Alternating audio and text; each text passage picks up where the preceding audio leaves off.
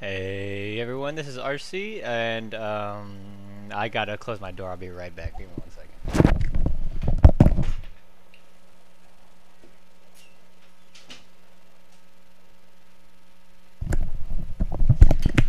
Alright. So anyways, check it out. So, this is cplo, and this is a TvZ on Blistering Sands, and this is a guy is I think it was rank 3, diamond, 1910 score. He's alright. You know, he's alright. But this is basically it. This map is fairly large, as you can see. I think I played Sodomus, which you can see on my other videos. My very first video that I actually commentated, that was pretty shitty, but was a good game. But anyway, nonetheless, I did not play standard this game, just letting you guys know. I actually opened up with gas and on 11. And so the reason for doing this on 11 is because, just because he takes a long time to go over here and scout, it gives me time to actually start the gas early so I could get ahead in so I could get my factory going. And so you're going to send out an SCV. What I was thinking is that, well, this is very heavily favored for Zerg in a way. It's an early game that is, because what happens is that if they're able to get to see these rocks right here, if they're able to break these rocks, they can actually go inside your base and do two-pronged attacks. And especially if they have banelings. Banelings is really hard for any Terran to actually come out here and just get or anything. And they can also like hide banelings here and then also go ahead and just rape your mineral line. And so yeah, very early game. It's pretty much you can get outmassed pretty quickly, especially because this is such a fairly large area that you could actually get surrounded by multiple attacks. So they can, like TLO does, he puts us areas right here, or Zerglings right here, here, and here, and then when you come up and he just rapes you. But anyways, as you can see, my minerals, right after I get that, I'm have enough for a marine and a factory. And the reason why you want to get a marine now is because you don't, after this, you know, you want to have them think that you're actually going to be spending money on some marines, so you're going to have some defenses or anything like that. Me for sending this SCV out here, I just want to make sure that he doesn't actually expand. When I had 17 supply, I was kind of thinking that he would go ahead and expand, but he did not. So it kind of made me think a little bit, thinking like, what can he? This is taking way too long. Like, what the hell is he doing, right? So, at this point, you know, you do not just leave your SCV. I mean, don't just yeah, don't just leave this expansion open just so he could take it. I mean, what you should do is at least drop a building down just so it delays him somewhat. You know what I'm saying? So eventually I'll do that. I'll drop a engineering bay. As you can see here, when it gets to like 34, you know, at a 35, then you know, just stop the building and just go ahead and check its base.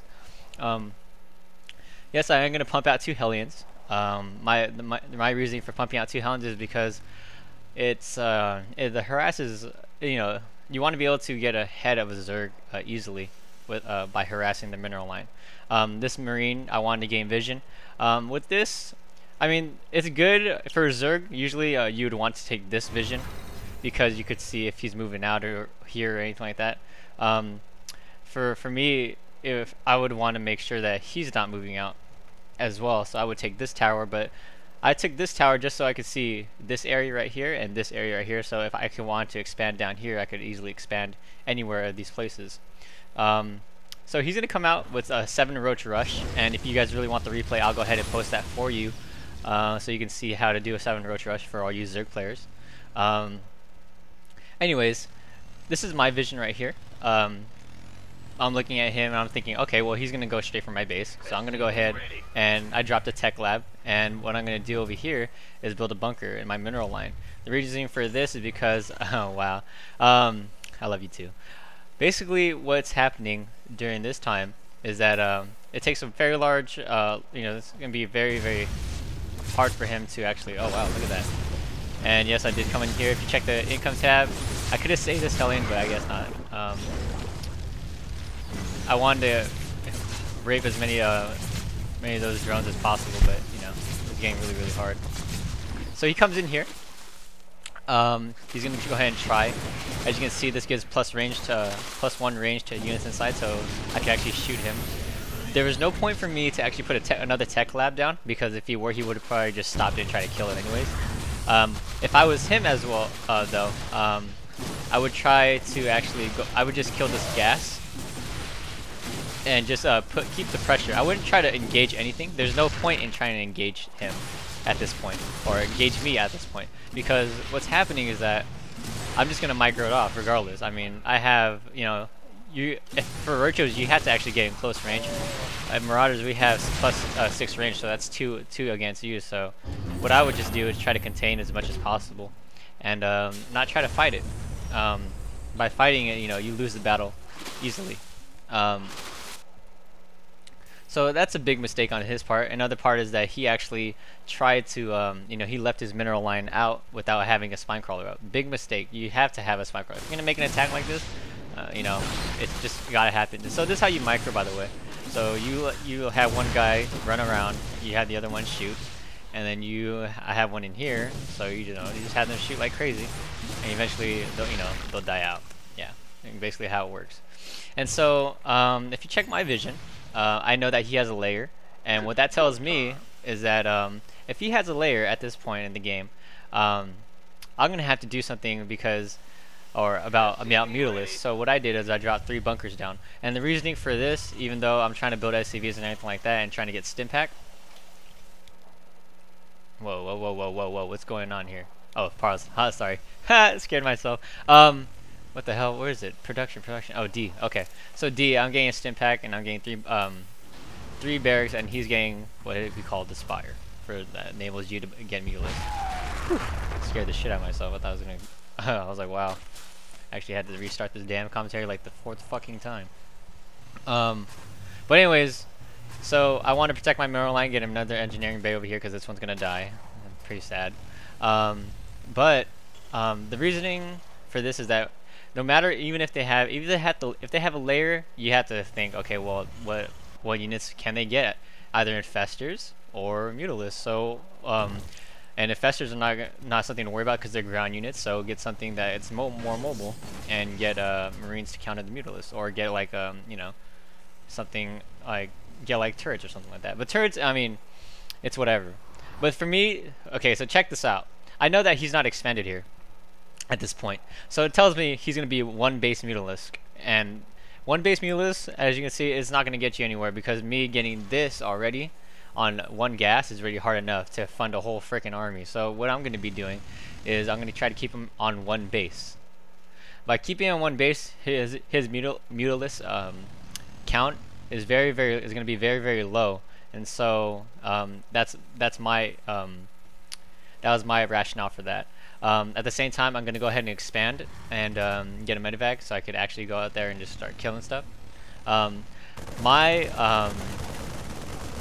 this point, taking out any overlords would be very advisable, just because it brings them down to 4950, and you know that's pretty much, you know, that helps out a big lot, because you know it's timing. Everything's timing. So yeah, I always want to make sure.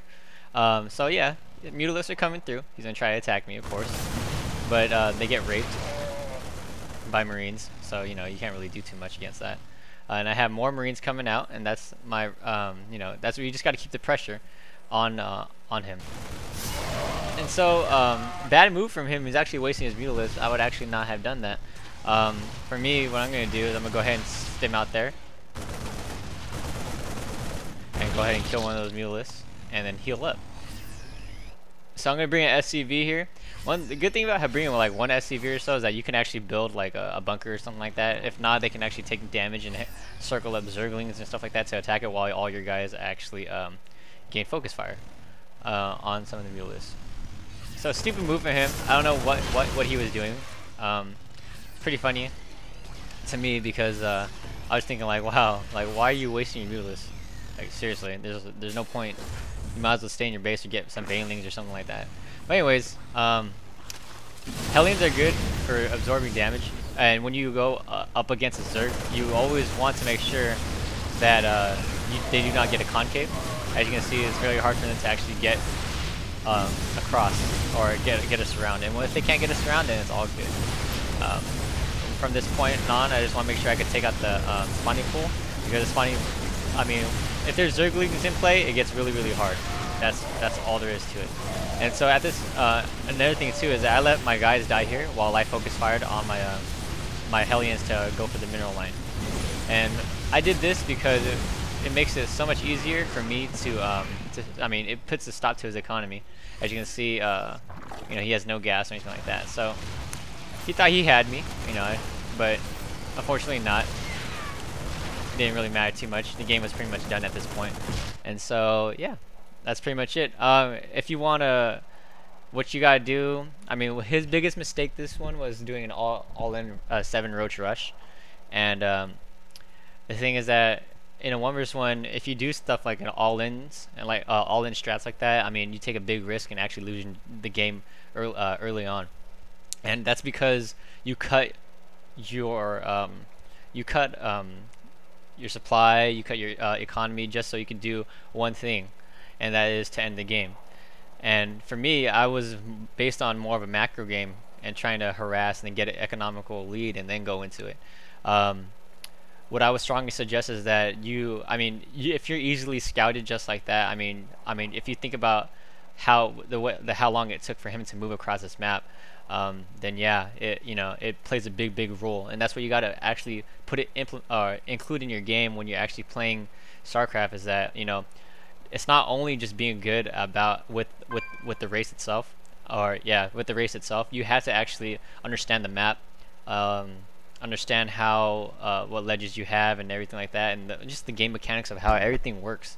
Because if you don't do that, I mean it's a 50-50 chance that you'll win some of the games, but if you can't really put that in your game, then there's other people out there that will, and eventually you'll lose to them. And yes, I know I show a lot of games that I win, but it's not all about winning. Sometimes I just play to lose. If you guys know who Brandon Rolamas is, he's a good homeboy. Met him in Shibuya. But anyways, we had a discussion about this, and we actually play to lose. And the reason for playing to lose is that you play to learn, and as long as you learn, I mean, you should be fine. Just don't plateau yourself and only trying to win. So yeah. All right. Well, hope you guys had fun. Enjoy the game. Or hope you enjoyed the game. And yeah, that's pretty much it. So keep them on one base, harass, and learn the map. Take care.